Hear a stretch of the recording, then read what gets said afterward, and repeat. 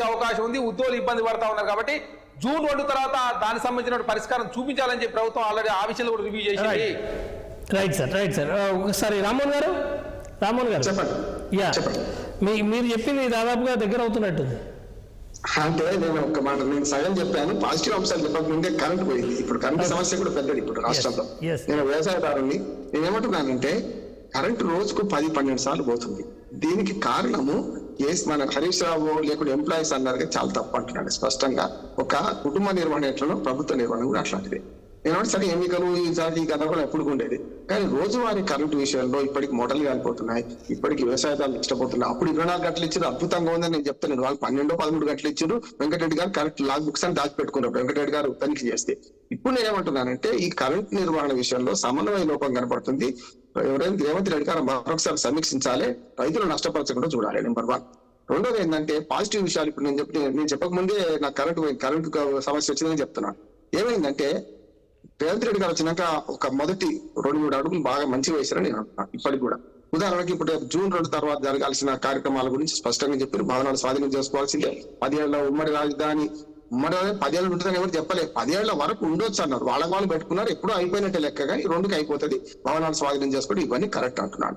దాంతో పాటు ఏవైతే ముందుకు పోయే సమస్యలు ఉన్నాయో వీటిల్లో చాలా వరకు రేవంత్ రెడ్డి గారు కొన్ని నేను చెప్పిన రీజనల్ రోడ్డుకు డబ్బులు మంజూరు చేయడం కానీ ఇవన్నీ కూడా ఏవైతున్నాయో మెహదీపట్నం ఫ్లైఓవర్ది కానీ ఇవన్నీ చూస్తే చాలా పాజిటివ్ గా గవర్నమెంట్ 2 గవర్నమెంట్ కాంగ్రెస్ ప్రభుత్వం ఉండొచ్చు, అక్కడ బీజేపీ ఉండొచ్చు. ప్రభుత్వాలు బీజేపీ కాంగ్రెస్ 2 ప్రభుత్వం రాష్ట్ర ప్రభుత్వం కేంద్ర ప్రభుత్వం సహకారం ఇచ్చుకోవాల్సిందే.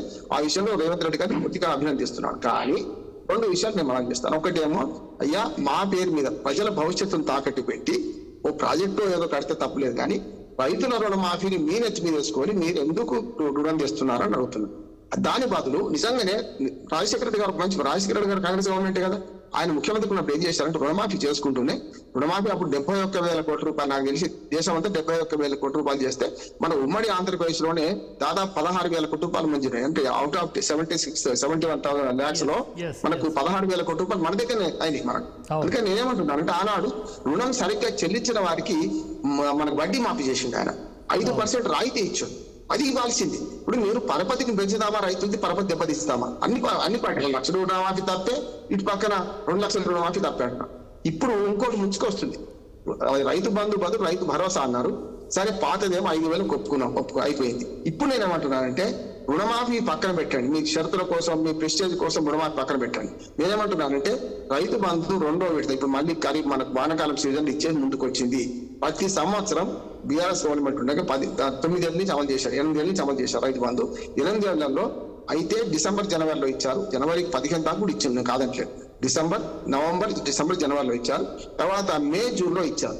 ఇప్పుడు 5 ఎకరాల లోపలికి ఇస్తారని చెప్పండి, షరతులు వర్తిస్తాయని చెప్పండి. నష్టం 5 ఎకరాల 10 ఎకరాలు లిమిట్ చేయండి, 10 ఎకరాల దాటిన వాళ్ళకి ఇవ్వకండి, 5 ఎకరాల మీ పాలసీ మీదే, కానీ మళ్ళీ రైతు బంధు ఇవ్వండి అని నేను. ఇప్పుడు రైతు బంధు చాలా అవసరం, ఎందుకంటే మొన్నటి పంట నష్టమైంది, రాళ్ల వాన పడ్డది, వర్షాకాలం అకాల వర్షాలు పడ్డాయి.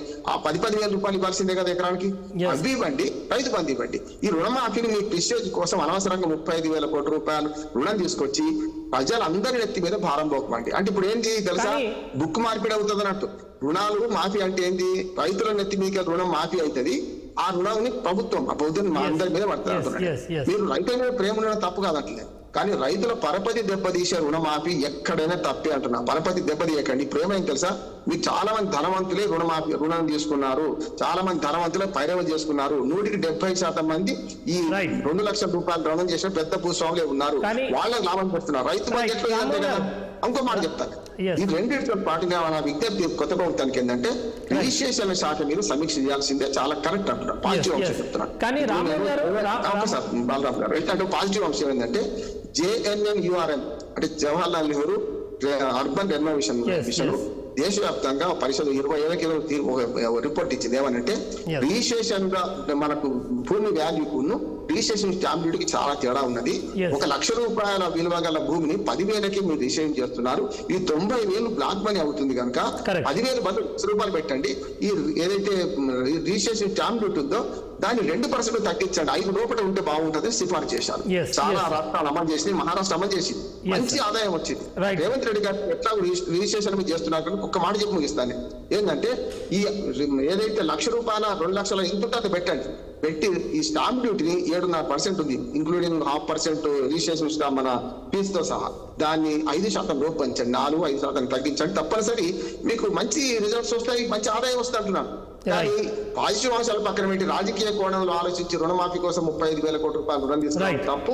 ఇది ప్రజలందరి మీద, కానీ మన టైం అయిపోతుంది. కానీ ఒక మాటలో మీరు ఒకటి క్లారిటీ ఇవ్వాలి. ఏంటంటే నిజంగా మీరు ఇంత హుందాగా మీరు చెప్పారు, మీకు బాధ్యతగా చెప్పారు, కానీ రాజకీయ పార్టీలు అంత హుందాగా మిగతా పక్షాలు రెస్పాండ్ అయ్యే అవకాశం ఉందా?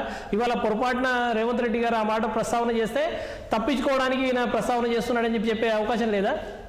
ఖచ్చితంగా బ్లేమ్ చేస్తారు. హామీ అమలు చేసి 35,000 కోట్లు అమలు చేసే బదులు ఎప్పుడైనా కుటుంబం ఏం చేస్తారు సార్?